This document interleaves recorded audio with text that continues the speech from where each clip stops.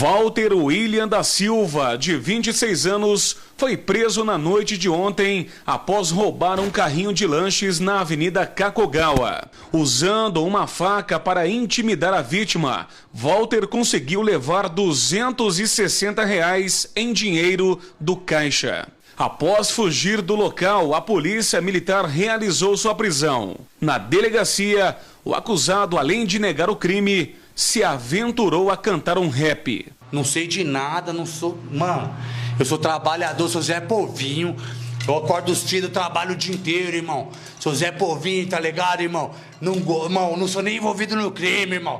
Os vagabundos me falam que eu tô roubando lanchonete de faca, irmão. Sou de São Paulo, irmão. Não rouba de pistola, filho. Não vai roubar de faca, filho. Você é louco, cachoeira? Você é de Diadema, é isso? Sou de Diadema, irmão. Parece que você veio aqui para Paraná para fazer o quê? Eu vim pra, irmão, eu vim só pra fazer um peão, só pra fazer um peão. O que é peão? E comi umas paranaenses. Eu fiquei sabendo que aqui no Paraná só tinha lorona. Eu queria comer umas loronas do Paraná, de olho azul, você tá ligado, cuzão? Eu sou tarado no sexo, eu gosto de buceta. Eu gosto de buceta, você tá ligado, irmão? Eu chupo até gozar na minha boca, irmão. Eu sou safadão, gosto de buceta. Se não tem buceta pra nós, irmão, tomei uma pá de êxtase. Eu não vi mais o que aconteceu. Estão falando que eu roubei o B.O. na faca ali. Eu não lembro disso aí, não. Eu não assumo esse B.O. E parece que você gostou da policial aqui, né?